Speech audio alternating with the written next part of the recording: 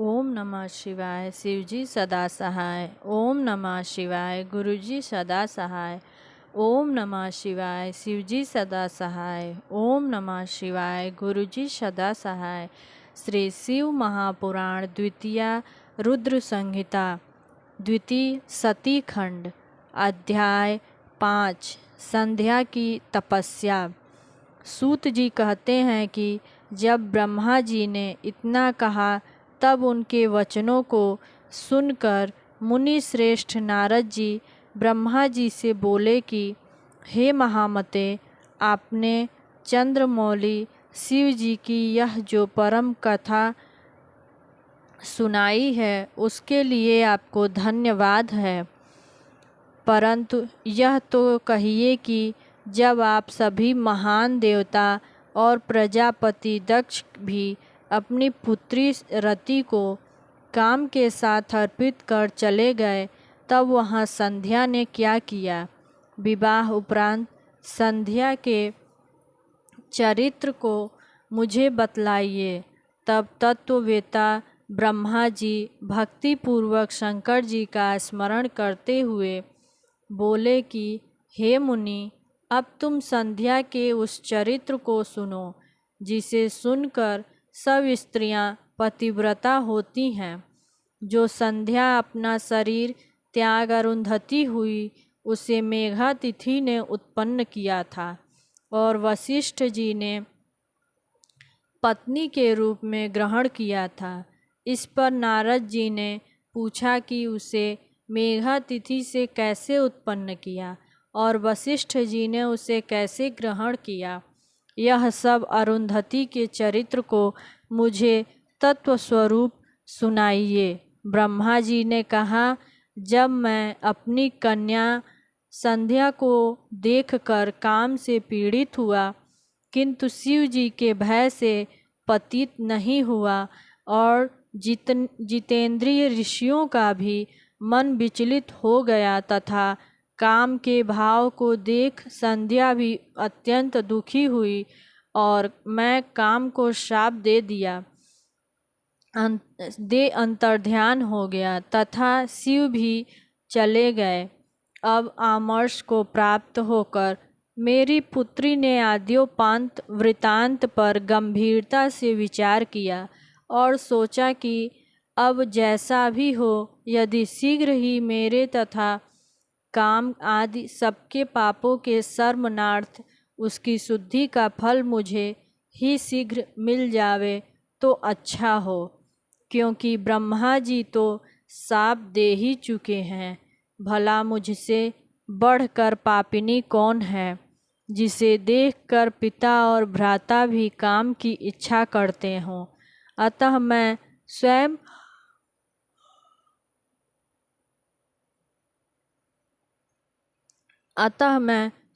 ही इस पाप का प्रायश्चित करूंगी। वेद मार्ग से मैं अपने को अग्नि में जला दूंगी और ऐसी मर्यादा स्थापित करूंगी जिससे संसार में उत्पन्न होते ही मनुष्य इस प्रकार से कामी न हो। तब मैं तप की कठिन मर्यादा का स्थापन कर शरीर त्यागूंगी। भला मेरे जिस शरीर को स्वयं पिता और भ्राता ने इच्छा की, उस शरीर को रखने का क्या अर्थ है। हाँ, मैंने पिता और भाइयों में काम उत्पन्न किया। अब यह शरीर पुण्य और साधन के योग्य नहीं है। ऐसा विचार कर संध्या चंद्रभाग नदी के तट पर स्थित चंद्रभाग पर्वत पर चली गई। तब मैं अपनी पुत्री को श्रेष्ठ तपस्या के लिए गई हुई जानकर अपने संज्ञात्मक पुत्र वशिष्ठ से कहा कि हे पुत्र वशिष्ठ, तप के लिए जाती हुई मनस्विनी संध्या को तुम जाकर अपनी दीक्षा दो, क्योंकि अब उसमें वह चपलता नहीं है और वह अपने पूर्व मृत्यु को विचार अपना प्राण पर्वत पर त्यागना चाहती है। अब वह तप के द्वारा मर्यादा की भी मर्यादा स्थापित करेगी। परंतु हे तात, अभी तक वह तप के किसी भाव को नहीं जानती है। अतः जैसे उसको इष्ट की प्राप्ति हो, उसे तुम वैसा ही उपदेश करो। हे मुनि, यदि आवश्यकता हो तो तुम अपने इस रूप को छोड़ दूसरा रूप धारण कर भी उसके निकट तप की क्रियाओं को दिखाओ। दूसरे रूप की इसलिए आवश्यकता है कि उसने यह मेरा और तुम्हारा रूप पहले ही देखा है, जिसका उसकी दृष्टि में कोई मूल्य नहीं है। इस कारण तुम्हारे इस रूप से वह कुछ प्राप्त न कर सकेगी। अतः तुम दूसरा रूप धारण कर लेना। हे नारद, वशिष्ठ ने ऐसा ही कहा। हे नारद, वशिष्ठ ने कहा, ऐसा ही होगा। यह कहकर वह संध्या के निकट पहुँचे। संध्या चंद्रभाग पर्वत के लाल सरोवर के पास बैठी हुई थी। उसके पास पहुँच वशिष्ठ ने आदर से पूछा कि हे भद्रे, तुम किसकी कन्या हो और इस सरोवर पर क्या करने आई हो? यदि वह छिपाने योग्य न हो तो मैं सुनना चाहता हूँ। तुम उदास क्यों हो? तब अग्नि की तरह दीप्तिमान शरीर वाले वशिष्ठ जी को देखकर संध्या ने प्रणाम किया और कहा कि मैं इस निर्जन पर्वत पर तप करने आई हूँ। यदि आप योग्य समझे तो मुझे उपदेश करें। यही मेरा गुप्त कार्य है, दूसरा कुछ नहीं। वशिष्ठ जी ने फिर कुछ नहीं पूछा, क्योंकि वे सब कुछ जानते थे। तब उस नित्यात्मा तप में उद्योग को धारण करने वाली संध्या से वशिष्ठ जी ने भक्तवत्सल शिव का स्मरण कर कहा, अच्छा, तो तुम परम आराध्य शिव जी को मन में धारण कर उन्हीं का भजन करो। इससे तुम्हारे सभी मनोरथ की पूर्ति होगी। ओम नमः शंकराय। ओम अंत में लगाकर मौन होकर तप करो और मैं जैसा कहता हूँ उनके अनुसार मौन होकर ही स्नान तथा शिव जी का पूजन करो। केवल जल का आहार और कुछ नहीं। इससे निसंदेह तुम्हारी तपस्या पूर्ण फलदायक होगी। शिव जी तुम्हारे मनोरथों को शीघ्र ही पूर्ण करेंगे। वशिष्ठ जी ने वहाँ बैठकर संध्या को तप की सब क्रियाएं बतलाईं और पुनः वे वहीं अंतर्ध्यान हो गए। अध्याय 6। संध्या को शिव का वरदान। ब्रह्मा जी बोले, वशिष्ठ के चले जाने पर संध्या आसन लगाकर तप में लीन हो गई। उसने तपस्वी का सा वेश बनाकर कठिन तप करना आरंभ किया।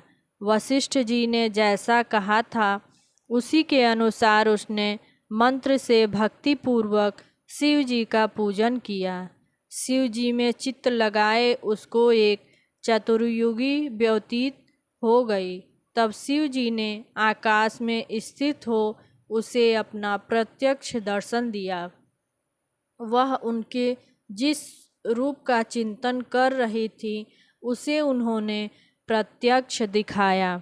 संध्या से मुग्ध हो आश्चर्य से नेत्र बंद कर लिए। शिव जी ने उसके हृदय में प्रवेश कर उसे ज्ञान और दिव्य वाणी तथा दिव्य नेत्र दिए।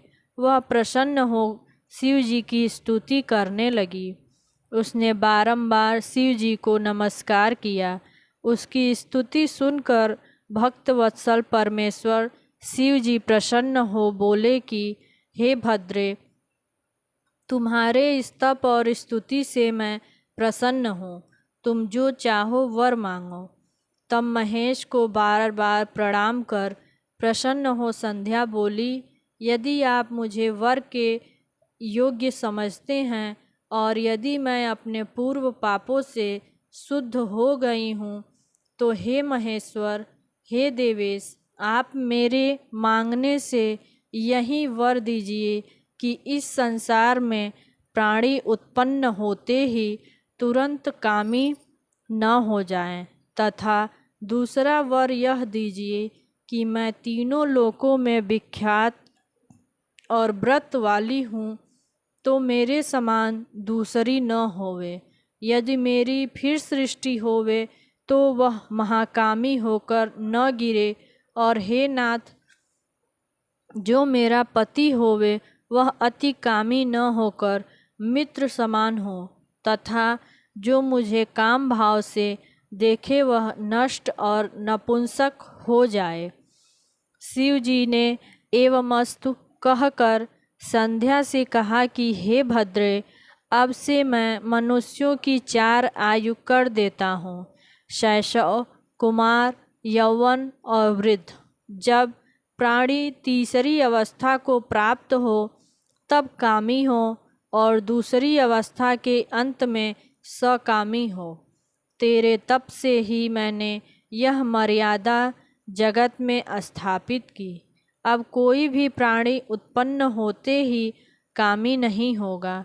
साथ ही तू इस त्रिलोकी में ऐसी सती भाव को प्राप्त होगी जैसे कोई न होगी। तेरे पति को छोड़कर जो कोई अन्य तुझे सकाम भाव से देखेगा वह नपुंसक हो जाएगा। तेरा पति बड़ा भाग्यशाली और 7 कल्प तक जीने वाला होगा। जो वर तूने मांगा वह सब मैंने दिया। अब मैं तेरे पूर्व जन्म की बात कहता हूँ। तेरे अग्नि में जलकर शरीर त्यागना निश्चित है। देख, मेघातिथि 12 वर्ष से एक यज्ञ कर रहे हैं, जिसकी अग्नि बड़े जोर से जल रही है। तू उसी जलती हुई अग्नि में शीघ्र ही प्रवेश कर जा। इस पर्वत के नीचे चंद्रभाग नदी के तट पर तपस्वियों का आश्रम है, जिसमें मघातिथि यज्ञ कर रहे हैं। उस यज्ञ में प्रवेश कर तू उनकी पुत्री होगी। तुझे जैसा स्वामी चाहिए उसका मन में संकल्प कर तू अपने इस शरीर को अग्नि में गिरा दे। जब तू 4 युग के पश्चात सतयुग व्यतीत होने पर पुनः पर्वत में घोर तप करेगी तो और त्रेता के प्रथम भाग में दक्ष की कन्या होकर तथा योग्य ब्याही जाएगी। तेरे और भी बहुत सी बहनें होंगी, जिनमें से तेरे पिता दक्ष को 27 कन्याएं तो चंद्रमा को दे देंगे, किंतु चंद्रमा उन सब को छोड़कर केवल रोहिणी से बहुत प्रसन्न रहा करेंगे। इससे क्रोधित हो तेरे पिता दक्ष चंद्रमा को शाप दे देंगे और सब देवता तेरी शरण में आवेंगे। तू मेघातिथि में अग्निहोत्र यज्ञ में कूदकर शीघ्र ही अपना यह शरीर विसर्जन करेगी। इससे पवित्र होने पर तेरी सब कामनाएं पूर्ण होंगी। ऐसा करते हुए देवेश शंकर जी अंतर्ध्यान हो गए। ओम नमः शिवाय। शिवजी सदा सहाय। ओम नमः शिवाय। गुरुजी सदा सहाय।